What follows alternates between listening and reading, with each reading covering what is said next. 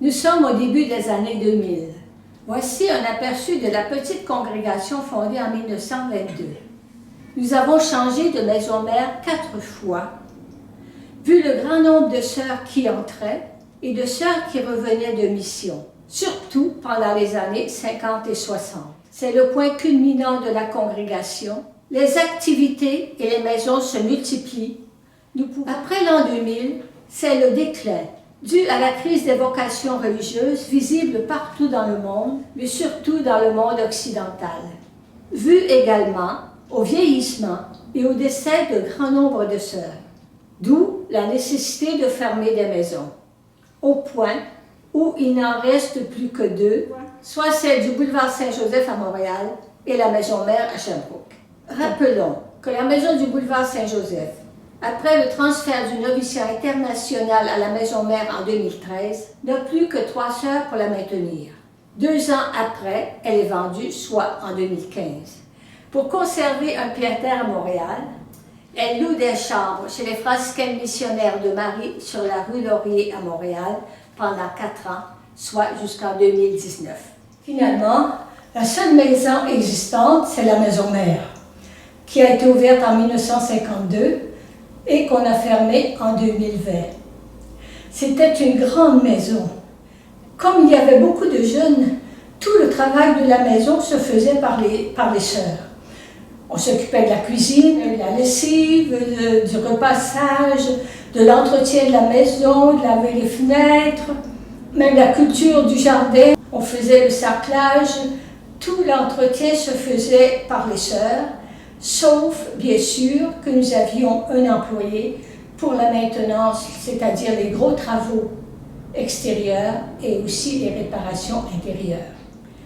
Au cours de nos journées, c'était silence. On travaillait fort, on était jeunes, on avait de l'énergie, et comme on se levait tôt, parfois qu'on avait travaillé toute la journée, parfois on était très fatigués lorsqu'arrivait le temps de la prière à 5 heures, où nous allions faire une demi-heure de méditation.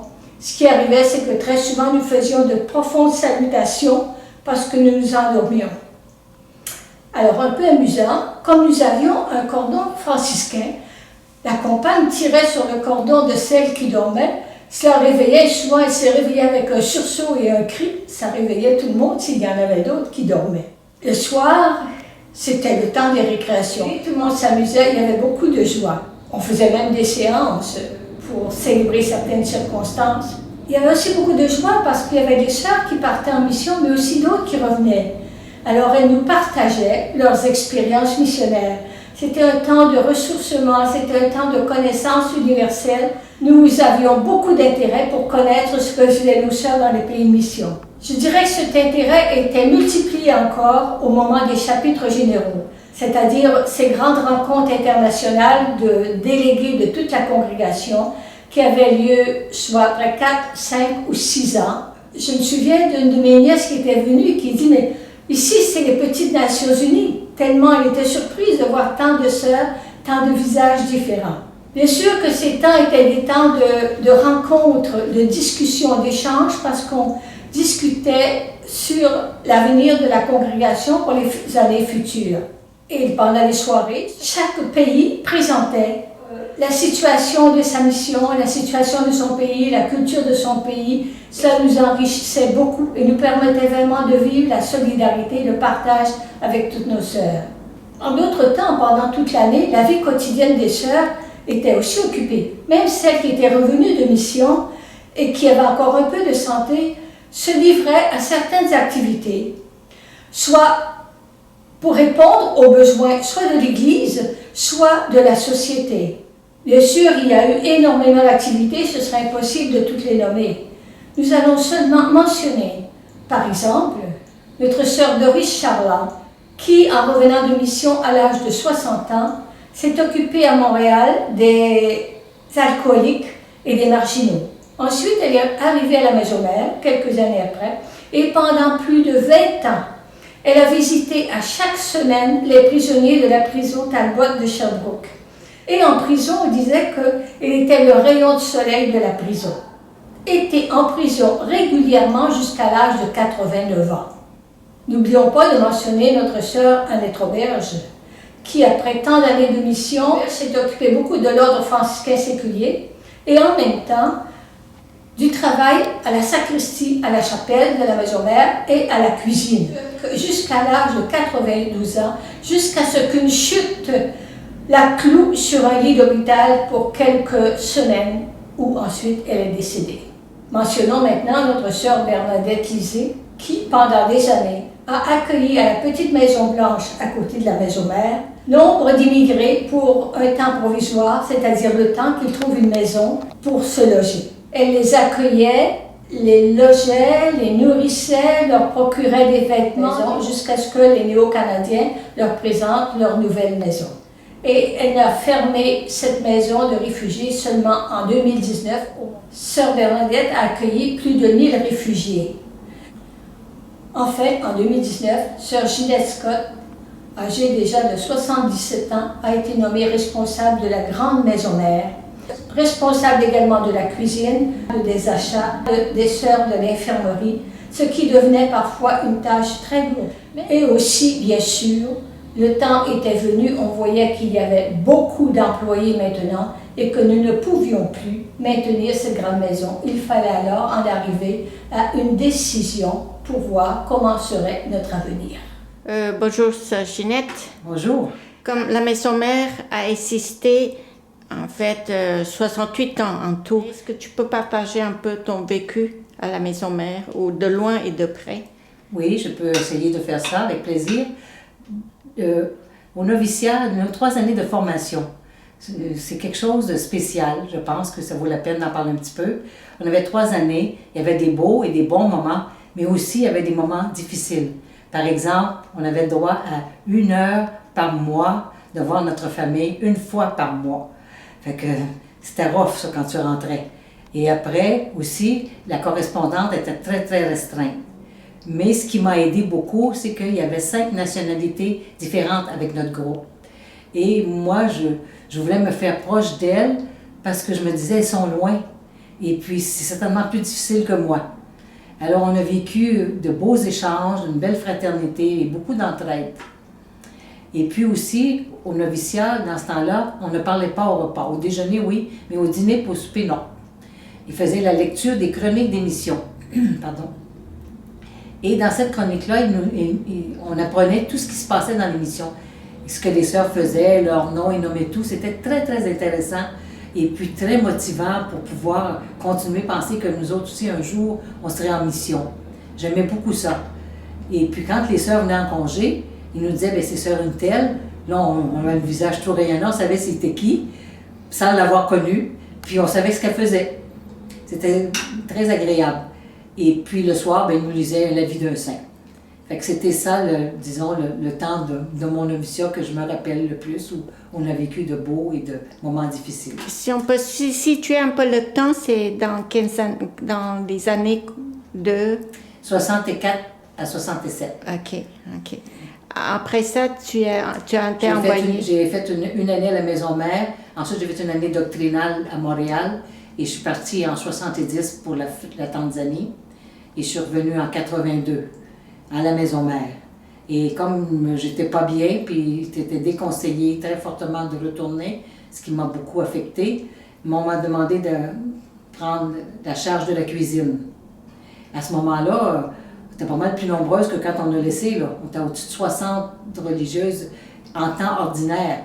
Quand il venait les temps des congés des sœurs en mission, quand il venait le temps des chapitres, ça montait jusqu'à 80-85. Alors, j'avais déjà 3 aides laïques à la cuisine. Ça a été vraiment du bon temps où on voyait beaucoup de sœurs en congé, elles nous partageaient tout ce qu'elles vivaient, c'était vraiment très agréable. Ça a été ça, disons, les premières années de cuisine, j'étais là jusqu'à 95. Après ça, je suis partie en paroisse, sur la rue Champlain, dans notre autre maison. 14 ans, je pense, 13-14 ans. Ensuite, je suis revenue encore à la maison mère pour 11 ans. Venir fermer la maison mère, mais c'était peut-être pas le but au début. Mais j'ai été surprise en arrivant de voir qu'il y avait beaucoup moins de sœurs. Puis il y avait beaucoup plus de malades. Ça m'a vraiment frappé beaucoup en arrivant. Et puis, on voyait les forces diminuer de jour en jour de plusieurs sœurs. Alors, à un moment donné, je ne faisais pas partie de l'équipe de la cuisine, mais à un moment donné, ils m'ont demandé d'être l'intermédiaire entre une compagnie, parce que c'était une compagnie à la cuisine, et les sœurs. Et puis aussi, il y avait l'infirmerie qui avait aussi beaucoup de laïcs. Ça commençait. Il y a eu Marie-Paul qui s'en occupait peut-être un peu avec elle au début. Après ça, c'était surtout Thérèse Sauvé qui a terminé avec elle. Et puis, à la cuisine, eh bien, on s'entendait très bien. La compagnie, c'est-à-dire les cuisinières étaient ouvertes et ça s'est bien passé. Et là, on a commencé à voir que c'était très difficile d'avoir du personnel pour l'infirmerie, pour la cuisine. À toutes les fois qu'il en tombait un malade ou qui devait partir pour une raison quelconque, c'était le stressant pour nous de trouver du personnel. On ne voulait pas laisser nos sœurs malades sans soins. Alors c'était un gros défi, puis c'était très difficile ces moments-là. Et là, c'est là qu'on a vu que la décision prise de partir, de laisser la maison mère, ben, on ne pouvait pas faire autrement. On en était rendu là. Même si c'était pénible, on en était rendu là. Alors, durant la dernière année, c'est sûr qu'on a vidé la maison mère, tous les petits coins, les recoins, tranquillement, pendant que les sœurs elles-mêmes faisaient le tri de leurs choses, ce qu'elles voulaient emporter, ce qu'elles ne pouvaient pas emporter, faire des cartons pour préparer aussi leur cœur, parce qu'il y en a qui trouvaient ça plus difficile que d'autres. Pour les malades, pour plusieurs, ça a été très, très pénible. Mais quand ils sont arrivés ici à la nouvelle maison, bien, c'est elles, je pense, qui ont été plus faciles. Ils se sont adaptés très facilement, à notre grande surprise. Les autres, il y en a que ça a été plus difficile, mais on voyait qu'on était rendu là. On se souvenait. Ce qui nous restait à voir, c'était les bons souvenirs qu'on avait vécus à la maison mère. Les grandes fêtes qu'il y avait soit pour les chapitres, soit pour les fêtes de la congrégation, soit les jubilés avec les parents des sœurs. Il y avait toujours des belles grandes fêtes, et le repas, la soirée, où on avait beaucoup de plaisir. Ça, on peut amener ça avec nous autres, la fête de supérieur général, la supérieure locale, différentes fêtes. On faisait comme mère fondatrice. On essayait d'attraper toutes les fêtes qu'on pouvait pour fêter puis se réjouir ensemble. C'est ce qu'on amène ici, à cette nouvelle maison de nos appartements sur la rue Bohème, mais terrasse Bohème, comme on dit. Alors, les sœurs, en général, sont bien. Elles aiment parce qu'elles ont un appartement, un salon avec une chambre, la salle de bain complète avec la douche. Alors, ça fait plaisir à beaucoup de monde. Pour d'autres, c'est un peu plus long à s'acclimater parce qu'on manque le bon environnement de chez nous, la tranquillité. Hein. Il y a plus de bruit ici. Et puis, le beau paysage, c'est sûr que ça manque, mais on est rendu là. Alors, on essaie de le vivre le plus positivement possible, mais les souvenirs sont là. Puis, quand on a la chance de passer en auto devant la maison mère, le cœur il se met à battre plus vite. On est toujours content de revoir ce coin. Donc, ça veut dire que c'est sûr c'était très difficile de quitter la maison mère, surtout les derniers mois, la préparation. Oui, c'est sûr que c'était difficile pour chacune. Tu sais, ça demandait des efforts. On en allait vers l'air connu, on disait que c'était, que ça pourrait être un bel endroit, puis qu'on prendrait bien soin de nous, mais tant que tu ne l'as pas vu, tu sais, inconsciemment, c'est quand même un certain stress ou une inquiétude, ou dépendant de chaque personne. c'était un gros travail pour chaque personne de bien se préparer, préparer ce qu'ils avaient besoin d'apporter. Puis, En fait, le soulagement dans le sens où on peut se dire mission accomplie et en même temps une nouvelle vie qui commence. Oui, c'est tout à fait ça. Mission accomplie.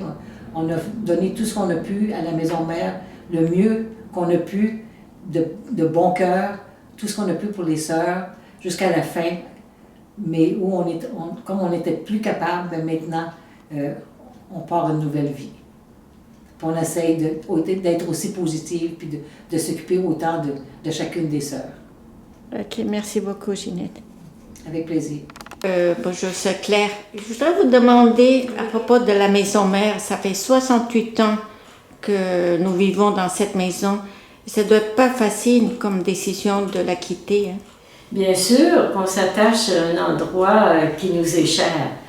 Mais avant le chapitre de 2013, comme nous avons pris conscience que nos sœurs étaient de plus en plus âgées, nos sœurs canadiennes diminuaient aussi en nombre et qu'il n'y avait plus de jeunes qui entraient dans la congrégation, alors il fut décidé de faire les études actuarielles pour nous donner un peu le portrait de la congrégation et voir quel serait l'avenir. Et ces études actuarielles ont été présentées au chapitre. Suite à cela, les capitulantes ont demandé à l'administration générale de bien vouloir faire une étude approfondie concernant la maison mère et aussi l'infirmerie qui nécessitait des coûts très élevés. Et ça nous a amené à faire un premier pas, celui de décider de construire la maison généralice. Parce qu'il est très important que la maison généralice, le siège social de la congrégation, reste au Canada. Et plus précisément ici à Sherbrooke, pour demeurer quand même proche de nos sœurs. Et c'est en 2017 que l'administration générale est déménagée dans la nouvelle maison. Mais les bureaux sont restés à la maison mère parce que nous voulions demeurer le plus proche possible de nos sœurs, tant qu'elles seraient dans la maison mère. Et les bureaux n'ont été déménagés à la maison généraliste qu'au mois de mai 2020, peu de temps avant que nos sœurs quittent la maison mère. Un autre pas qu'il a fallu faire fut celui de réfléchir à notre cimetière, parce que en vendant la maison mère et le terrain, on ne pouvait pas laisser le cimetière sur place. Et nous avons décidé de déménager notre cimetière au cimetière Saint-Michel de Sherbrooke. Et ça a été fait au mois de septembre 2017. Donc nos sœurs canadiennes âgées sont rentrées à la résidence de Lokia. Quelles sont les étapes suivantes? Bon, la maison mère étant vendue, nous gardons quand même présentement, nous gardons deux petites communautés en plus de la maison généraliste. Il y a à Montréal une communauté sur la rue Bélanger qui a été, une maison a été louée en 2019 pour nos sœurs qui étaient étudiantes à l'IFIM. On voulait qu'elles vivent une vie communautaire, une vie plus fraternelle. Et c'est pour ça qu'on les a déménagées de la maison Laurier, où elles étaient chez les franciscaines missionnaires de Marie, et puis pour qu'elles puissent vivre entre elles sur la rue Bélanger. La communauté de Bélanger est composée de 5 sœurs. Il y a une conseillère générale, sœur Anchilla, qui est responsable de la communauté. Il y a aussi une sœur âgée, sœur Juliette de la Bruère, et les 3 étudiantes à l'IFIM, sur la rue du Chèvrefeuille à Sherbrooke. Elles étaient une communauté de 4 sœurs, qui est un peu éloignée de la maison généraliste. Et c'est pourquoi on a eu l'occasion d'acheter une maison tout proche, sur la rue Bowen, et elles vont y déménager au mois de juin. Alors, ce sera beaucoup plus proche d'ici pour celles qui doivent venir travailler à la maison généraliste, entre autres. En ce temps de pandémie, comment vous vivez entre trois communautés? Bon, c'est sûr que dans l'administration générale, pour le moment, depuis le mois de mars l'année passée, il n'y a plus moyen de voyager pour aller visiter nos sœurs qui sont dans les autres pays. Et bon, d'une certaine façon, ça nous a permis d'être plus proches de nos sœurs au moment du déménagement. Bon, il y a eu des occasions. Quand on a eu nos 2 décès que nous avons eus, quand les centres sont arrivées, elles sont arrivées à la résidence des Terrasses Brune. Nos sœurs les gardent là-bas et elles ont fait une célébration entre elles, comme on faisait à la maison mère là, la veille des funérailles. Et nous, à la maison généraliste, on a refait cette même célébration en invitant nos sœurs de la rue Chèvrefeuille et aussi Pauline qui vit seule. Alors au moins, on fraternise en 2 petits groupes. Et ça a été des bons moments de partage. Dès que la pandémie sera terminée, ou du moins que les restrictions seront allégées, ben, on va pouvoir aller davantage les visiter, puis même aller les chercher, celles qui peuvent, pour venir ici. Et puis là, j'ai demandé pour aller visiter au moins 1 fois par semaine, mais je peux en visiter 1 à la fois. Elles sont sur 3 étages, alors je dois en visiter 1 sur un étage à chaque semaine. Mais au moins, je vais commencer probablement demain à aller visiter une de nos sœurs qui sont du côté de l'Oasis. Moi, je pense qu'il faut être capable de s'adapter au changement. Et même la pandémie nous a obligés aussi à beaucoup de changements. Et on n'en est pas plus malheureuse, mais on essaie de profiter des événements, des rencontres. Et puis, je pense qu'on grandit à travers tout ça. Une autre chose, c'est que comme on est séparés physiquement de nos pays de mission, ne pouvant pas y aller, on a commencé à faire des rencontres par Zoom. Okay. Et la première rencontre a été avec le Vietnam. Ça a été très sympathique avec nos 2 sœurs, professes, et aussi les 3 jeunes qui sont en formation. Ensuite, nous avons visité Elordita, aux Philippines, qui pour le moment se trouve seule. Par Zoom. Par Zoom aussi. Et la prochaine rencontre, ce sera en République démocratique du Congo, à Kisangani, avec nos sœurs, toujours par Zoom. Et nous allons essayer de pouvoir aussi aller visiter les autres à tour de rôle. Je vous souhaite bonne rencontre par Zoom. Merci beaucoup. Merci. Ici se termine les grands moments d'une page d'histoire des sœurs missionnaires de Notre-Dame-des-Anges. Mais une autre page d'histoire commence autrement maintenant, car nous nous souvenons toujours de la parole de notre fondatrice qui nous a dit « Nous ne serons jamais nombreuses, mais nous ne manquerons pas de vocation. » D'une manière ou d'une autre, jusqu'à la fin de sa vie, chaque sœur vit sa vocation missionnaire.